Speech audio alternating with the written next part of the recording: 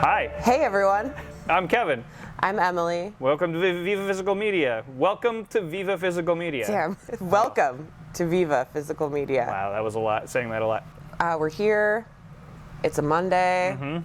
We've both had some busy past weeks. I've been moving all week, and that was why the last episode was late getting out too. But this one will be on time. Yeah, this is still a quality episode, don't worry. Yeah. But we're just saying that, like... There was a lot of stuff going on, yeah. And so, you know, if I seem off or confused, it's because I have to remember where I live after this. Yeah. It's a new place. We don't want Kevin to get lost. I'm going to be lost and go like, but where's my house? I don't live here. I don't have keys to this house Yeah. anymore. And if I seem like that, it's because I got back from traveling and I still haven't done any of my laundry and I still haven't like cleaned my room or anything, and everything's just slowly swallowing me alive. We both ended up at the same movie last We didn't even know until we didn't walked even know. out. We both went and saw The Green Knight at Arc Lodge Cinema. Mm-hmm. Go to that theater. It's amazing. Yeah, if you're in Seattle, go to the Arc Lodge. Go support Justin and the Arc Lodge. Justin's, if you're watching this. Green Knight was amazing. Go see that. Yeah, it's great. It inspired one of my picks for today. Yeah. So, it inspired both of my picks for today. And I took my recent knowledge from Excalibur, and it really was put to the test because it's my one reference point for Arthurian legend. Oh, you have two now. And now I have two. I have some gifts for both you and Rich. What? Yeah, I didn't want to tell you. My God. They've been sitting here the whole time and you didn't say anything. Because I moved and I had to get rid of, I had to condense some stuff. Yeah. So I had some books I was getting rid of, and this one's for Emalie. It's the Simon Schuster Guide to Dogs. Oh my God, perfect. So it's got a lot of good pictures of dogs in there. I know. Yeah, it has some weight to for it. For a paperback, it is dense. Because it has colored photos of a million dog good breeds. boys. And then for Rich, the Encyclopedia of Oh my God. American Cat Breeds. Perfect. These are both from the 70s or something. This one also, this has a lot of black and whites, but it does have some great color plates in the middle. Look at the back here. though too. Those images on the back. Look at this green eyes on that lady. So thank you. You guys. We both Companion dogs. I know, and it's it's not about movies, but it is physical media, and we do talk about cats and dogs on here, so I thought it was appropriate. Dude, hell yeah. I might get a dog in the future, and what better way to really research it than the Simon & Schuster's Guide to Dogs? Absolutely. Thank you. This is perfect. Speaking of books. We have a little giveaway. Yeah, we're gonna do our works. first what do you call it? Drawing. It's gonna be a drawing. It's not a contest. I mean, it is, I guess, sort of. You'll be competing against each other, but doesn't matter how smart or dumb you are. Yeah, that's true. Again, going through my old library stuff. A couple books that I've read, but I'm done with are my novelizations of Spaceballs, my novelization of The Karate Kid. Here's the deal. 2 lucky winners will get one book one of these books. I don't know how I'm explaining this wrong. Me and Kevin and Rich will write a little message to you inside. And we're gonna sign them. And we'll send them off to you. All you need to do is comment under our YouTube video on YouTube with the hashtag Karate Balls. We will announce it on the next episode. We'll announce it on the next episode. The randomly drawn winners. It'll be episode 23. Yes. So this is episode 22. So the next episode we'll announce the winners. Don't comment it if you don't want the books, because somebody out there might really, really want these. Hashtag Karate Balls. A lot of these novelizations are written from like first draft scripts, right? And so the beginning of Karate Kid 2 is actually the original ending of the original Karate Kid. They cut the ending because it was they were like, it's kind of weird and we can end it here and as a perfect ending. But then they made it part 2. They're like, well, let's put that first part, let's put that ending from part 1 back here. And sure enough, it's in the novelization. So, you get extra stuff. Hashtag Karate Balls. If you refuse me, honey, you lose me. Then you'll be left alone. Oh, baby, telephone and tell me I'm your own. Check, please. So, Kevin. Yeah. I have a little update on my Raunch Com journey. Nice. As you guys may remember from a couple episodes ago, also this isn't going to be an every episode thing. I can't do that to myself. I'm a feminist, you know? I watched Bikini Car Wash Company finally after having it rented out for weeks. Bikini Car Wash Company. I get it! The slipperiest, sexiest car wash in town. Here's my review. It's so terrible, but it's doing the assignment. So many rock hard 90s fake boobs. and the highest cut bikini thongs. Sundresses being accidentally sucked off with car vacuums. Surfer dudes in Speedos, barely any plot, and a lot of slow motion music video, Playboy-esque extended scenes. But don't worry, because they're raising money for a sick uncle. In these, it's always someone's uncle. In Beach Girls, it was the uncle's house they were staying at. It was the uncle's house. Weird. I know. So we're gonna think about that going forward. I do not recommend this unless you're like really leaning into the theme. Because so much of this is like a music video of like very like 90s like Playboy like models, I guess. Yeah. And so I guess it could be fun, but there's just so much like hosing off of boobs and like running around with giant white tennis shoes on. Yeah, I wouldn't watch this. So I had the second one rented out and I just was like, sorry. Oh really? You just didn't watch part 2? I couldn't do it. Yeah, Bikini Car Wash Company 1, Emalie 0, I guess. But don't worry, guys, because what I have up next is probably going to be way better. By the cover, it does look better. Body waves. Look at it. Ride the big ones. You got to surf the boobs. I don't get it. He's hanging 10 right Oh, the big ones. Okay. This is a rental by approval only here at Scarecrow, which means that this title is out of print. You're going to have to put down a $200 deposit to rent this guy, and I'll let you know if it's worth it. It is from the producer of Hard Bodies. Body Waves is the funniest beach comedy ever made by the producer who brought you Hard Bodies. And yes, I don't know if it's ever made by the producer who brought you, there's no comma. Bill Calver is a teenager, he was in Chud 2, who bet his father, Dick Miller, Terminator, and Gremlins 1 and 2. Oh, we know who Dick Miller is, that guy Dick Miller. Yeah. We love Dick Miller. That he can support himself without the family business. Larry Linville from MASH is the goofy fanatic who's out for blood. Out for blood? What this rebellious teen invents is a sex cream. Sorry, I'm reading this for the first time, and I needed to make sure I was reading sex cream.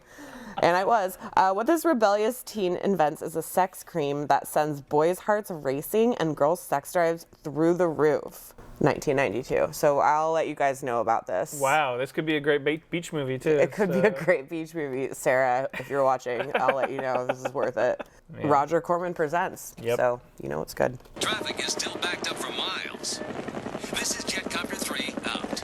Like I said earlier, inspired by our viewing of The Green Knight last night, it reminded me of another movie by David Lowery that I really love that I think doesn't get as much love as I think it should. And it's another movie about a giant green creature, but it's a totally different movie. It is Pete's Dragon.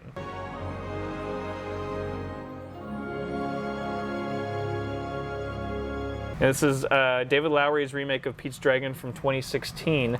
And this is just, I just rewatched it today, and this is just a gentle, lovely family film that I think is I forgot amazing. This even came out. Yeah, it did okay in theaters. I think some people went and saw it. It did well enough that Disney hired him recently to, I guess his next movie is a Peter Pan Disney remake, which I could do without another Peter Pan movie, but whatever. Sorry, we're never not going to get that. I know, apparently not. I can't recommend this movie enough. Also, I can't recommend the original Pete's Dragon less. I think it's very bad. Really? It's a movie that I never liked when I was a kid. I was always like, what? And that's about the invisible cartoon dragon that's friends with Pete, and there's songs, and I think Mickey Rooney, whatever. Forget all that. This is a movie, this is totally more of a modern movie. It's got a Lumineers song on the soundtrack and stuff, which is great. The dragon in it, Elliot, is this giant dog of a dragon. He doesn't talk, and he's like an animal, but also he's understands what's going on. The movie starts with Pete, the little boy, when he's a little boy, in a car accident, and both of his parents die, and he runs off into the woods. He's being chased by a wolf, and then this dragon comes out of the woods, and the wolf's like, yeah, I'm out of here. And then Pete's like, don't eat me, and then the dragon puts his paw out.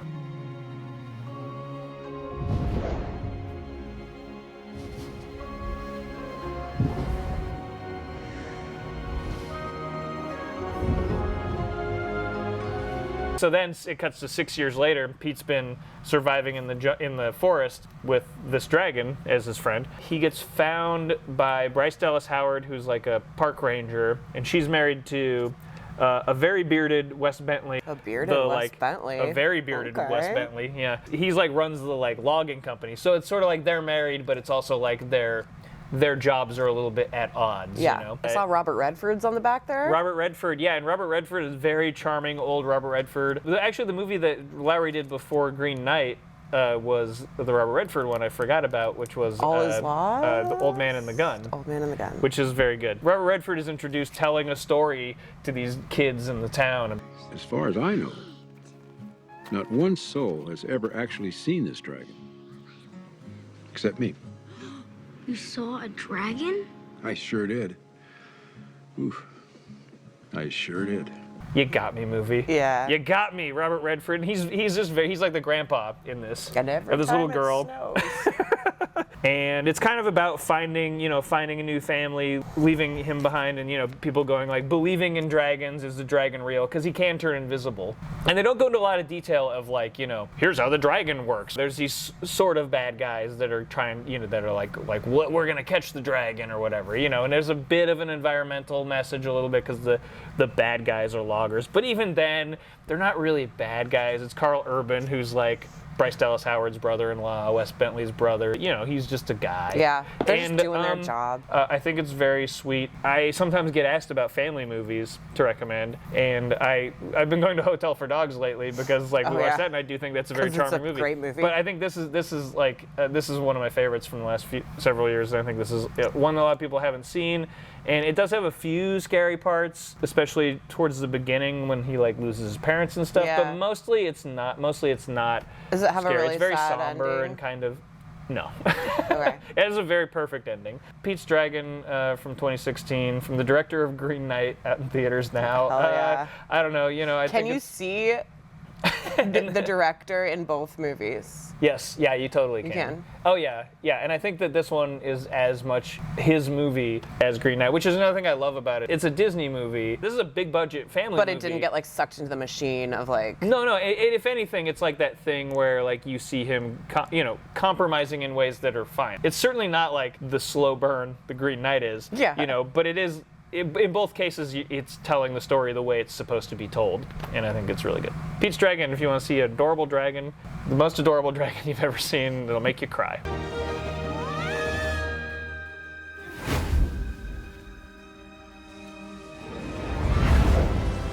didn't even check to see if you put it in the right order, but you did. Okay, I'm talking about DeathDream. Directed by Bob Clark, 1974, the same year that he did Black Christmas, which is a really scary movie, you guys. I think it's one of my favorite holiday horrors and just in general, very good film. Black Christmas? Yeah. Yeah. You might know Bob Clark because he also directed A Christmas Story, among other things. He did Children Should Play with Dead Things, which I haven't seen. And Porky's. And Porky's, which I probably will be watching again. That's on your Raunch Com list. It has to be. So DeathDream was inspired by a short story called The Monkey's Paw, and it's about a Vietnam soldier named Andy, who we see him be injured and what we assume that he was killed, but I guess he was just injured. And then his family gets the guy who comes and he's like, your son's dead. And his mom and his dad and his sister are all super sad. They're in a small town. And then the next day, Andy shows up at the door. So they figure it was just a mistake, but Andy's all weird now, and he's very almost catatonic. He doesn't really talk much. He's not the same Andy as before. So this movie is clearly a thinly veiled allegory for PTSD and the horrors of war and youth being used for tools for murder and the violence that comes with that and the disposability of all that. I'm not going to say it's really good, but it's an enjoyable, fun movie because it's really creepy atmospherically. Bob Clark does a really good job at that, I think. And it's very much like this happy suburban family greeting their son home from war, but he's a little different. And then it brings in all of this could he be a zombie? Could he just be a psycho killer? Could he be a vampire? Boy, they really rip them up, don't they, Doc? They?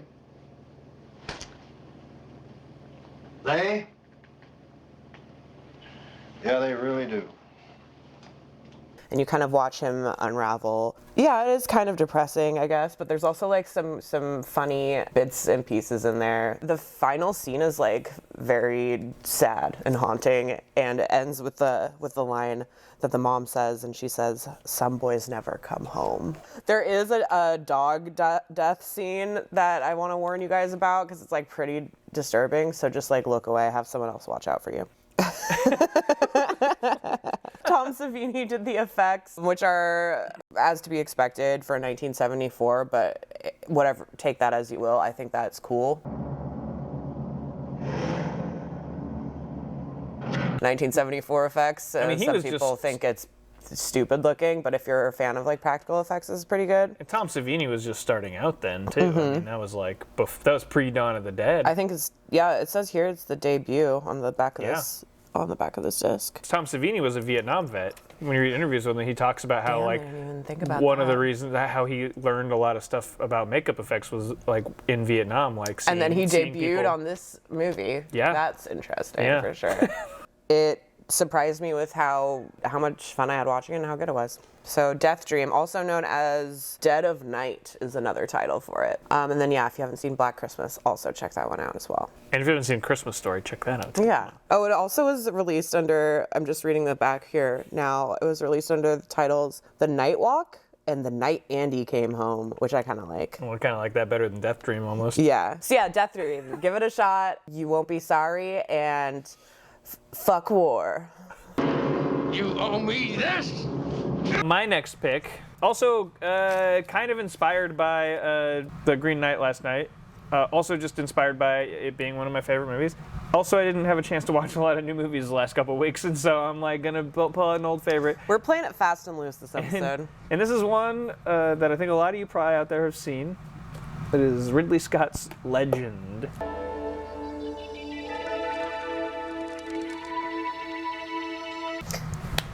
This movie, I think, is as good. I would put this on the level of his two movies he made before this, which were Alien and Blade Runner. Yeah, I know there's a lot of heads out there spinning around right now going like, are you kidding me? Did you just say that out loud? Record scratch. What? What? I would say absolutely, hands down on a technical level, on a level of set design and of God, the set design in this is so beautiful. dropping you into a world. He had the trilogy, the unofficial trilogy in my mind is Alien, Blade Runner, and this, where he's just sort of made these worlds, and they're these totally tactile, practical worlds. And I mean him and his team. Not only Ridley Scott, but Ridley Scott is the director of all three of those, and they all feel like Ridley Scott movies. And I would argue that Tom Cruise is as good in Legend as Harrison Ford is in Blade Runner, which is not very good, but like, whatever. Nothing is more magical. As long as they roam the earth, evil can never harm the pure of heart. Is Tom Cruise probably wrong for this movie? Yeah. I saw this when I was like a little kid, on video, and like it's always haunted me. It's one of the few like really great like fairy tale movies. I think there's this and Cocteau's Beauty and the Beast. I think it's a beautiful handful of movie. others. Like just like you were talking about the set design and like just the imagery from this movie is like, I just watched it for the first time probably last year. Oh, really? I was definitely like, okay, this is like the fantasy romance story that I want. It's like, that's what I'm saying. It's like one of the only fairy tales. Yeah. Like it's one of the only, and I'm not talking, like there's the Disney movies, and those are good, but a lot of those have like then it's got the little penguin going like, hey, here's a zinger or whatever, like the modern stuff. Like Legend and like Cocteau's Beauty and the Beast and like Green Knight to an extent. Also, they're like these movies that just go like, hey, here's this magical world. You deal with it. Here's this journey that's happening. Here's the thing. Particularly in the longer cut of Legend, the one with the Jerry Goldsmith score, much more of a fairy tale, because it even has a song Mia Sara sings to the unicorns. The longer cut is like 20 minutes longer than the American cut that I grew up with. So the international cut is so much longer. I'm torn between the two because I think that the longer cut is actually a much better movie, but the shorter cut has this Tangerine Dream score that is like so close to my heart. So if you haven't seen it, the story of Legend is that not unlike Excalibur, let's take the fairy tale and tell it in this one movie, and kind of put everything in there that we can. It's got unicorns, it's got fairies, it's got elves, got like glittery goblins, hair. It's got glittery hair. It's got the fucking devil played by Tim Curry, one of the best one of the best roles ever. Rob Bottin, I believe, did the makeup. There's such a good photo that I come across on Instagram sometimes of Tim Curry in his devil makeup, just like drinking a beer. Yeah, it's great, and wearing like a bathrobe. I love set photos of that shit from this period, where it's just like the alien smoking a cigarette or whatever, you know. But it's the story of Mia Sara, who's this, you know, precocious young woman, and she like, they're like, don't touch the unicorns that are in this glen, and she goes and does it, and a bunch of bad stuff happens. And meanwhile, she's been, you know, she likes, but he's in love with her, which is the wild boy, who's Tom Cruise, Jack. Jack, you scared the life out of me.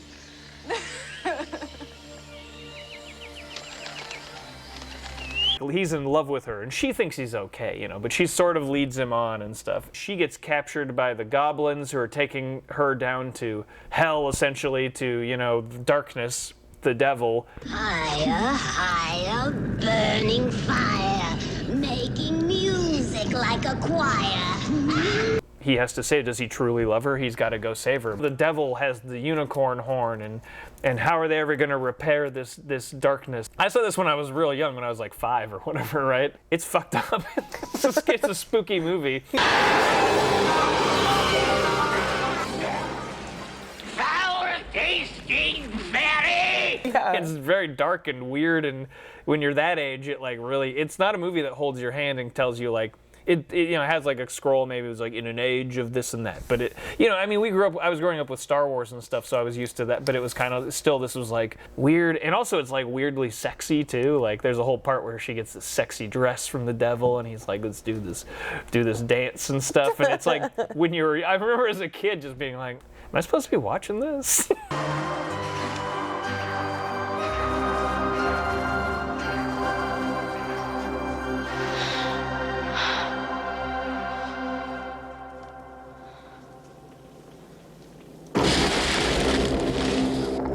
Like I was saying after we saw Green Knight last night, we don't get just like fantasy quest movies anymore. Yeah, that are just straight up that. Yeah.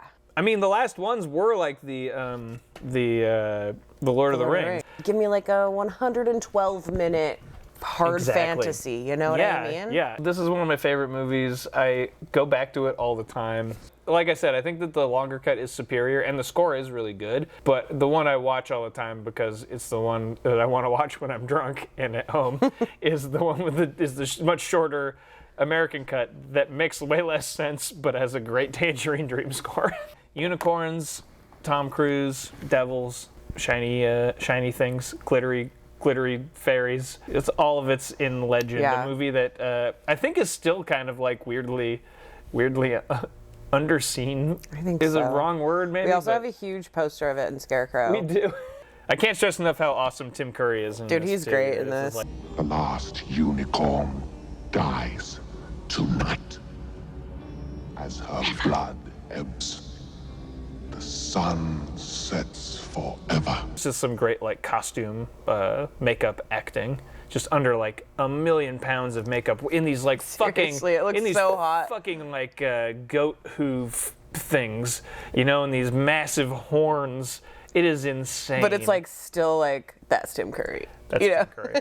But again, I'm going to reiterate this because I said at the beginning, and you may have forgotten, that I think that this movie, and I'm not saying that it's as good. I don't think Blade Runner or this are as good as Alien, but I think that it is like as awesome a feat of movie making as Blade Runner and Alien, and I love this movie. I love the Ridley Scott coming out of the gate trilogy of Alien, Blade Runner, and Legend. Good job, Ridley Scott. Good job, Ridley Scott. Watch either version of Legend, you won't be disappointed. Yeah.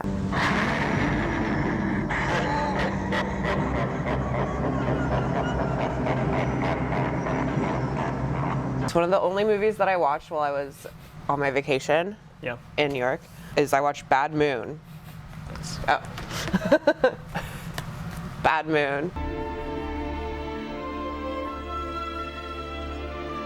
1996, directed by Eric Red. Earlier we talked about Eric Red's criminal history off camera. Let's talk about it on camera. What I know is that he got in a car accident that killed 2 people, and as he came out of the car, he took a shard of glass and tried to kill himself, and then that didn't work, and then he went to jail.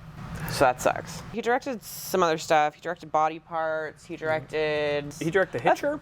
Yes, he did The Hitcher. Yeah. And a few other things that I don't remember, but that are around that vibe. Right. And that vibe being, this is fun. You know what I mean? Like, I'm not like, oh my God, you guys must see Bad Moon. But if you're like, I've seen a lot of stuff and I want like a fun horror movie, I think Bad Moon is pretty great. So it stars Mariel Hemingway and her amazing eyebrows. And her son, played by Dennis the Menace, from the live-action Dennis the Menace. From Rushmore? Yeah, and from Rushmore, if you're... I forgot that. I feel like people think back and they're like, this is Macaulay Culkin. No, the other blonde one, very blonde kid. They live in a house in the woods. They have a dog named Thor, who's a German Shepherd.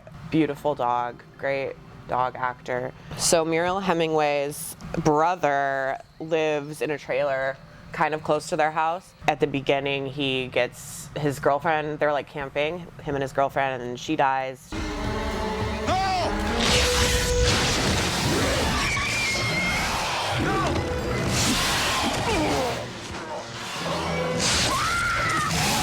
She gets attacked by a wolf, and he gets bit. And then all of a sudden, like flash forward, like a bunch of dead bodies are showing up around his house. And you can kind of, this is not a spoiler. You can put 2 and 2 together, like he is a werewolf. The police are like looking around his trailer and he's like, Mariel Hemingway, I need to come live like in your backyard. And so he moves his trailer to the backyard and everyone thinks everything's fine except the one individual who knows something's wrong is Thor. Yep.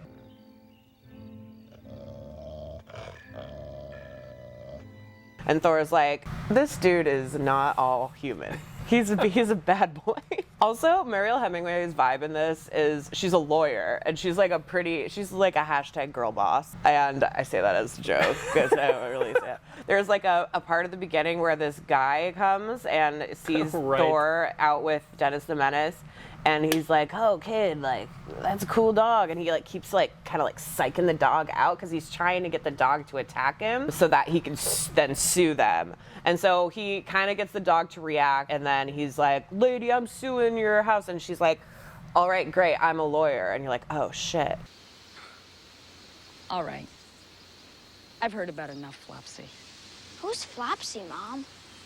A Flopsy, Brett, is a con man who does things like throw himself in front of cars and pretend to get hit, or intentionally provoke people's dogs and pretend to get bitten. She like wears jean jackets and like drinks Coors Lights and smokes cigarettes and is like single mom in it, and it's just a good vibe. Also, I think it's a Pacific Northwest filmed. Mm-hmm. So Uncle Ted, which is the uncle that's a werewolf, starts his symptoms like worsen, and when he's a normal guy, he's like warning them. He's like, oh, your dog thinks there's an animal around here. You should keep the kid inside. You should also probably like keep your dog inside. Also, with all these movies, like dog movies and otherwise with dogs, no one like watches their dogs. You know what I mean? Yeah.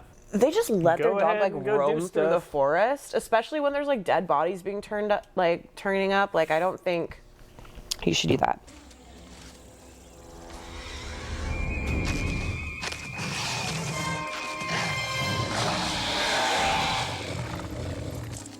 Anyways, eventually there's a face-off between the two, and then I'm not going to spoil the rest of the movie. But there's some pretty cheesy, corny effects of the transformation. They're in no way like comparable to like an American Werewolf.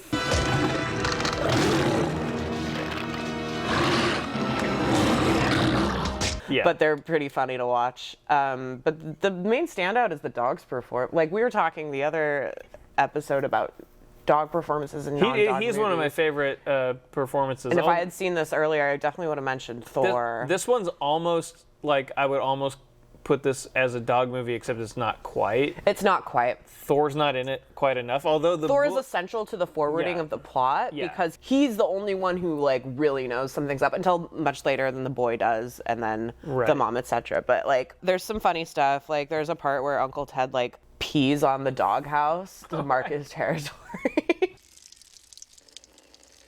I thought it was a really funny, not funny, but a really fun like 90s horror movie. I'm not even a big like werewolf as a subgenre person, but I got behind this. The book that the movie's based on is called Thor. Yeah. And I believe it's told, I haven't read it, but I believe it's told from the dog's point of view. That's cool. So I think the whole book is like Thor's going like, I don't know about this guy, he's a werewolf. I mean, that's hard to make as a movie.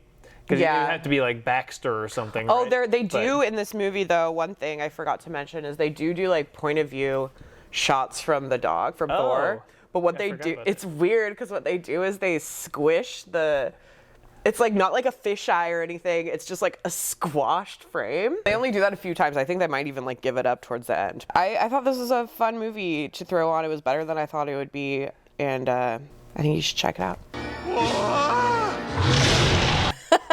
We love movies, and we watch a ton of them, and we like to consider ourselves experts on movies. But we can't see all the movies. Some movies are bad, others are great, but don't take our word for it. Hi, my name's Colin, and my pick is John Frankenheimer's The Train. Set in occupied France at the end of the Second World War, this epic action movie pits French resistance leader Paul Labiche, played by Burt Lancaster, against Paul Schofield's evil Colonel Franz Waldheim. Waldheim, determined to use the railway to smuggle a collection of rare French paintings out of Paris before the Nazis are driven out by Allied forces, is dogged at every turn by Labiche and the resistance. But is the art worth saving? Beautifully shot in black and white, on location in France, and with the aid of the French railway, the film manages to capture an immense sense of realism. Spitfires strafe our heroes, trains are crashed, and rail yards bombed. And the acrobatic Burt Lancaster, in a performance that recalls the Crimson Pirate and Elmer Gantry, amazingly does all his own stunts. With a terrific score by composer Maurice Jarre, and co-starring the excellent Jean Moreau, and in a standout role Michel Simon as Papa Bull, The Train is a classic. It will carry you to the peak of adventure. Hey Viva Physical Media, it's Dan Gorman from crudbuddies.club and Back Row Cineblog, and I'm here to talk to you very quickly about a movie that I love, and it's called Feds, directed by Dan Goldberg, who did a lot of work with Ivan Reitman. And this is a movie that a lot of people don't like, doesn't get brought up a lot. It's about Mary Gross and Rebecca De Mornay. They are feds, or they are going to be feds if they can graduate, and they're on opposite sides of personalities. One is a bit rough around the edges, and one is by the books student. And so you might think that they're going to hate each other, but ultimately learn something about, life and friendship. But it's not a movie like that at all, and this is why I really love it. It's about friendship. They support one another. They stand up for one another. They make the guys in the academy look like idiots. And there's not even a lot of action. There isn't even really much of a climax. It's a very hangout movie, and I think people don't like it for that reason. They want like a big budget action comedy starring these two people, but what it is a really sweet movie. It makes me happy every time I watch it, puts me in a really good mood. Hopefully somebody out there will also enjoy it. So check out Feds. Hopefully more people will watch it and enjoy it. Have a good one. If you want to be on our Don't Take Our Word For It segment, send your submissions. Just send a quick video from 30 to 60 seconds of you talking about a movie to viva@scarecrow.com, and we'll get you in there recommending what hopefully is a great movie. Here we are at our dog movie, and this was, again, like we said last time, this is a Matt Lynch recommendation, or something that he'd been trying to get us to watch for a long time, and we're finally like, all right. We watched this strange but 1971 TV movie, Mooch Goes to Hollywood. It's the one in the corner here. It's on like a 4-disc, 4-movie. Were you tempted at all to watch any of the other ones? Not yet, but we will get to the Summer Dog and George. Mooch Goes to Hollywood, directed 1971 by Richard Erdman, who is an actor, and I guess he's in that show Community that people like. Did you know that? Really? Yeah, he's in like 68 episodes. Co-written by Jim Backus. Oh, he's in the movie. Who's in it, and he's also he was in Gilligan's Island. He was James Dean's dad in Rebel Without a Cause. He's in the MST episode Angel's Revenge. There you go. Anyways, Mooch Goes to Hollywood is made for TV movie. Moochie. But who was this made for? At some points, I was like, "This is for me." No, but I mean, like, this was a made for TV was it made movie, for? and this was like presumably like something that was supposed I think to be it was aimed made at families for the or whatever. I think it was made for the B movie stars that appeared in it. It's the kind of thing that like, who is this produced to appeal to? Because it's like one of those movies where you watch and go like, I don't think this is for a family audience or for kids, because there's so, like you pointed out, there's so many times when Mooch almost becomes a stripper. I know. In this movie. And Mooch is a dog, by the way. This was just like an industry creation to give people a fun little piece of work, and I don't think it was actually made for anyone. Right, but they did put it on TV. I know.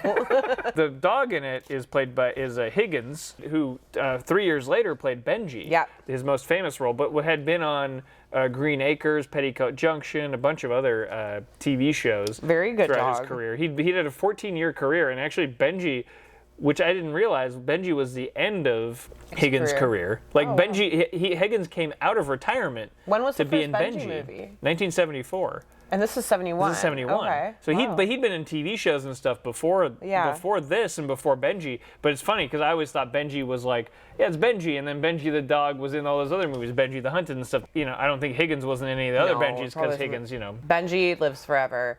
Higgins sadly had a normal dog span. Normal dog life. It's about the like perils of a woman breaking into Hollywood. Basically, Mooch wants to make it big as an actress or just to be famous, and the movie begins without Higgins. It begins as a kind of like, here is Hollywood, and it's narrated by Richard Burton. Hollywood that lures young hopefuls from town and village, factory and farm, all seeking the pot of gold at the end of the rainbow. Who's probably just drunk off his gourd. And then all of a sudden we have a new narration by Zsa Zsa Gabor. Mooch, darling, this is Zsa Zsa. I can see you're new in this city, so let me give you some advice. Basically talking to Mooch, this dog who's just walking through who literally got off the train with a bindle. Yeah. Mooch is here. Watch out, Hollywood, la-da-dee. Mooch, darling, you must be sexy. And she keeps telling like Mooch to be sexy, and like it's all about who you know, darling.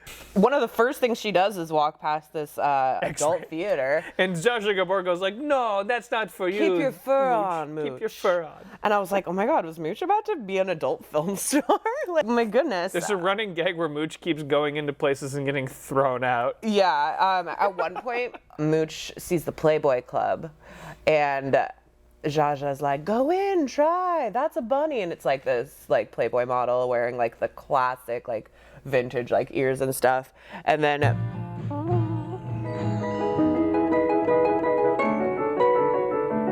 the little bunny tail and everything, and it was very funny. And she gets kicked out, but then right after that is she like goes and looks in a wig store, and Zsa Zsa's like, oh, wig, change your wig and that will change your life. And then it's like a montage of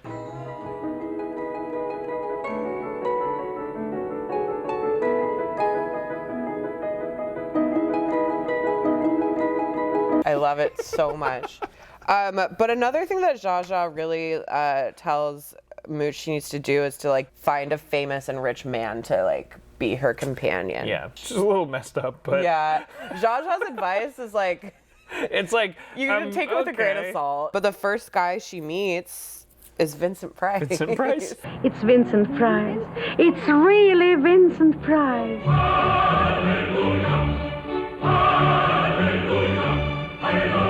And every time she meets someone, she has the daydream. There's like a daydream of them running towards each other on the beach with the Hallelujah song. So yeah, she meets Vincent Price, and they go on a car ride. He calls her Shaggy. I call her Shaggy. He takes her to the Bel Air vet, which will be a recurring gag. Yeah, too. She doesn't want to be there, but Vincent Price is like, I'll be back in a couple weeks or whatever. And she escapes. That's a bit aloof or whatever. For being an animal vet, they really don't know how to like be around animals. Also, but the waiting room gag is pretty funny too, how there's always like a bunch of different exotic animals. Yeah. Name and patient, please. Well, I call her Shaggy. And a monkey, because the first time a monkey comes out of surgery and goes into the recovery room, and then the second time they're in there. This is the kind of movie Mooch Goes to Hollywood also, this is a short movie. This moves at a pretty rapid pace. We're getting a lot for our money's worth here. She like walks on the beach, and they show all the 1971 people in their cute bathing suits. First she meets her second guy. Doesn't she meet him on the beach, or they go to the beach? They go to the beach because she meets him, and it's a guy who was in like Guns of Navarone and some other stuff, and was famous in 1971 probably. I didn't write him down. Sorry, dude. I pointed out to you and Matt. I texted you guys while I was watching this that this would be a great double feature with Once Upon a Time in Hollywood. Would be. I really do. And partly because it's like the same time period and is Mooch walking around Hollywood. Yeah. But it's also because like you could take Rick Dalton from Once Upon a Time in Hollywood and put him in this movie as one of these people, and it would be Rick Dalton would work. and Mooch. James Darren? Yeah. James Darren. James Darren. Okay, he's working on a car, and Jaja's like, get his attention. Nothing sexy. Be sweet, demure. Look what happened to Grace Kelly. She got herself a prince. And then James Darren is like, hello. Yeah. And then they get on a motorcycle, He right? calls her Sunshine. She's got a little helmet on. Yeah. It's adorable. And little goggles. It's adorable. And they go to the beach, and then they walk around the beach. And then she walks down the beach, and there's these two bikini ladies. Yeah, and Jaja's like, follow them. They know how to make it big in Hollywood or something. But they end up going to like this like creepy like producer photographer guy's house. Mooch also like has a daydream that she is a stripper, literally, in one scene. Yeah, it's where weird. she has like little red like pasties on and she's dancing, and there's literally a guy in the background you hear say, take it off. Take it off! Take it off! And I was like, oh my god. So there's like this like threat of like, if Mooch doesn't make it, she might have to start dancing for money. Are you like talking about the thin line between exploitation and success in 70s Hollywood, or are you just like we're talking about wanting to put a dog in these outfits? Also, all of the costumes for Mooch came from Fredericks of Hollywood, which is infamously like a very outrageous like lingerie store, which is funny. Jaja's like, get beautiful before he returns. Your chiffon. Sunshine, you're still here. And she like turns around and she has these big sunglasses on. He's like, take those off, we'll go on a stroll. And then she like whips them back off, and it's very cute. Then he takes her back to the vet, and then he's like, I found this dog. It's like the same gag with Vincent Price. Yeah. And then the attendant takes Mooch and locks in like her the in this worst cage. In the worst and then like falls prison asleep for dogs. And then like falls monkeys. asleep in the like dog prison with all the dogs and monkeys barking and yelling. Yeah, and he's stuff. a It's very psycho. Weird. It's very weird. Mooch obviously can figure out how to get out of there. She like pulls the string that has the key attached, and we don't see her put the key in the lock. No, cuts to commercial, I believe. Yeah, probably. Anyways, then she's out. And then she meets a third person. It's a woman, right? A lady. Jill St. John? Jill St. something. Anyway, she meets her in her makeup room before she goes on set, and she's watching this woman get made over, and the woman's like, oh, you're lovely. Like, all you need to do is a little contouring and blah, blah, blah. They're like just chatting it up like girls do, you know? Jill St. John. She was in Diamonds Are Forever. Mooch gets up on the makeover chair, and the guy is like, Could use a shampoo.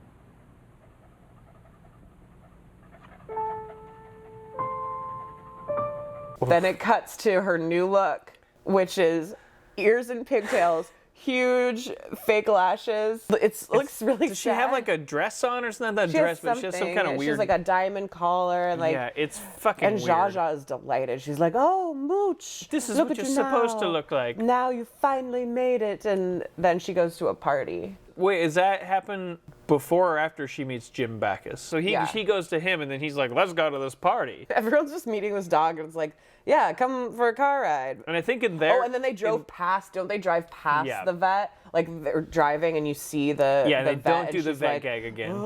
Cool Hollywood party, but like, pool and everything. But who else is there? All the other people that she's met. Which I didn't really realize why it was like. Oh, you know, it's Shaggy.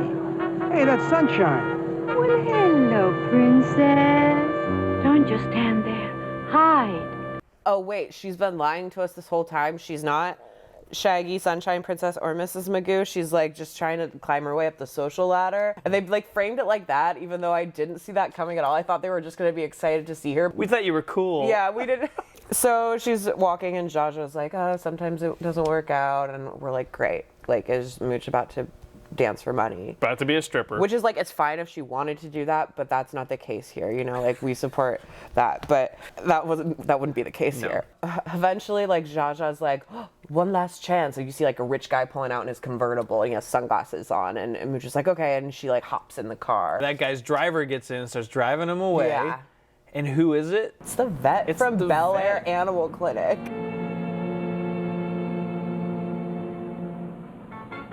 Mooch looks really sad because she probably thinks that he's gonna take her back to the vet, and then he's like, nah, and then pets her, and then she's like, nah, and then they happy ending. They're happy. Happy ending, I think. And it's like, well, there's more than one way to make it in Hollywood. And then Richard Burton comes back on and is like, I'm still here. It cuts back to Richard Burton, and he's just like, This is Richard Burton saying, farewell, Mooch, wherever you are.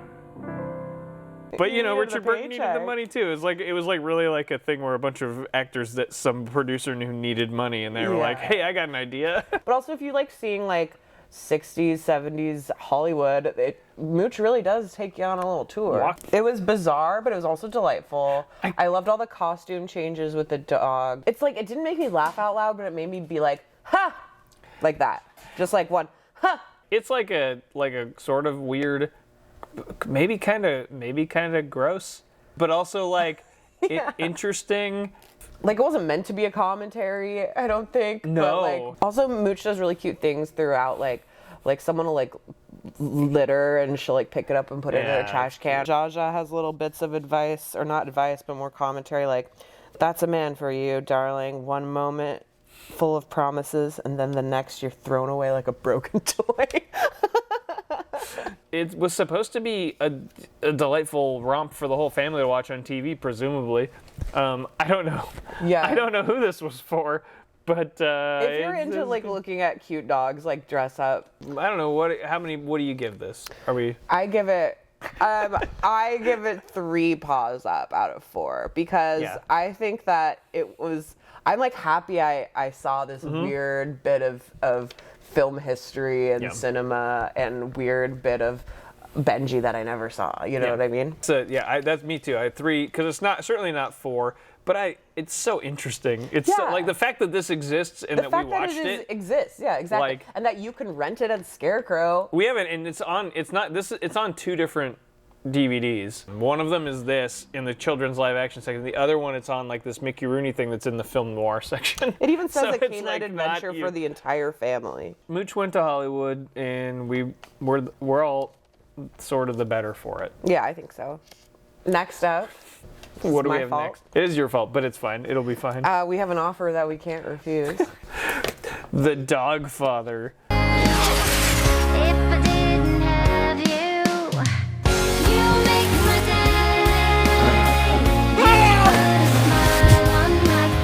It says here the family comedy that's a breed apart.